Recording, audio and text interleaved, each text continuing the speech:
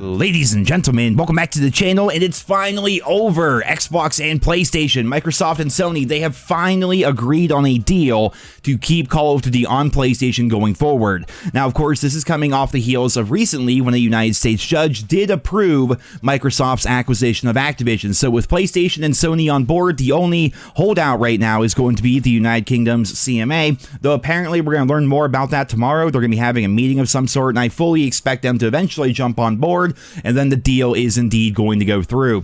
Now, we can check out this tweet here from Phil Spencer of Xbox. He's kind of like the face of Xbox, essentially.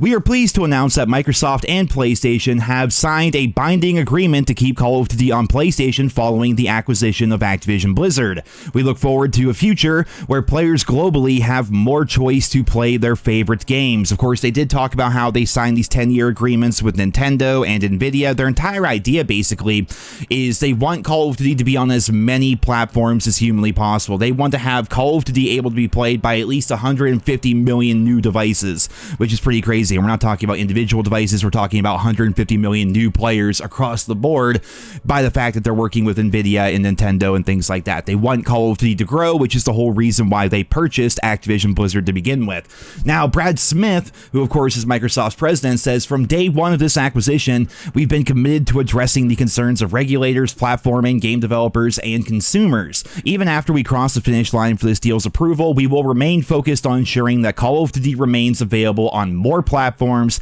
and for more consumers than ever before. Now, the big question right now is they have not disclosed the deal. So what is the deal exactly? Initially, Sony turned down the idea of a 10-year contract, the same 10-year contract that Microsoft reached out to Nintendo and Nvidia with.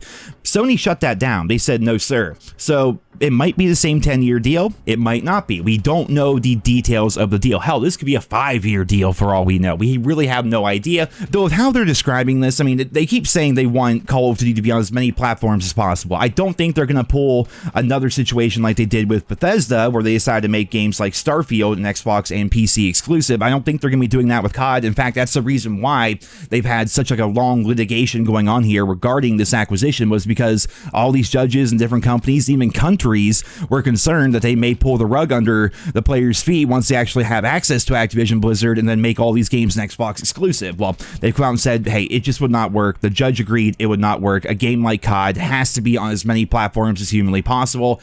And apparently Sony, now that everything's said and done, they have agreed with Microsoft on a deal, but we don't know the exact details of it, and I imagine we're going to learn more about that over the course of the coming days. I do find it a bit sketchy that they're not giving us the details of the deal right away. They're just saying, yep, we've agreed on a deal, but they won't give us like a year amount or anything like that. That's pretty weird if you ask me.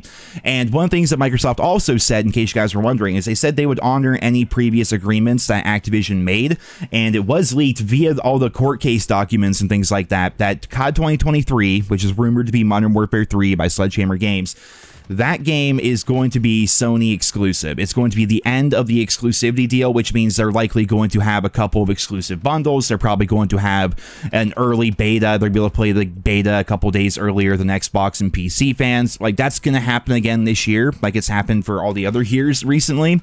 But after COD 2023 and 2024, when Treyarch is putting out their game, which is rumored to be Black Ops 5 set in the Gulf War, that is going to be the first COD pretty much since COD 4 that has no exclusivity whatsoever. Even though it's going to be owned by Microsoft, they have promised same-day content and feature parity across all platforms. So we're going to have to wait and see if they actually honor that. We're going to have to wait and see exactly what the details of this deal with Sony are going to be. But yeah, right now, Xbox and PlayStation, Microsoft and Sony, they have agreed, and that's definitely some pretty good news. If you're a PlayStation fan or you play exclusively on the PlayStation, COD's not going anywhere, and that's definitely some good news. So, ladies and gentlemen, there you have it. Just a short little news update video for you here today. I hope you enjoyed it. Leave your thoughts and feedback on this down there in the comments, and I hope you guys all have a wonderful day.